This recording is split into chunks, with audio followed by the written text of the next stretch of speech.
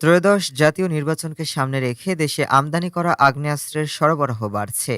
গেল কয়েক মাসে ক্রয় সংক্রান্ত কমিটির অনুমোদনের পর বিভিন্ন বাহিনীর জন্য এসব অস্ত্র আমদানি করা হয়েছে।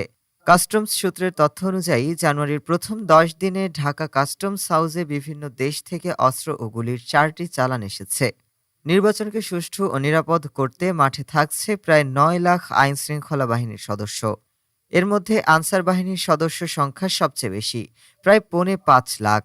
এছাড়া এদিন দায়িত্বে থাকবেন 1.5 লাখ পুলিশ, 1 লাখ সেনা সদস্য এবং 37,000 বিজিবি সদস্য।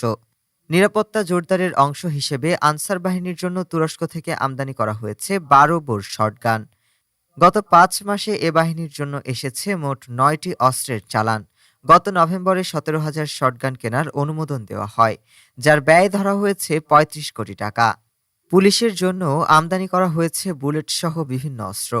কাস্টমস নথি অনুযায়ী গত বছর পুলিশের জন্য আনা 7টি চালানের মূল্য প্রায় 19 কোটি টাকা। পাশাপাশি নির্বাচন উপলক্ষে কেনা হয়েছে বডি ক্যামেরা।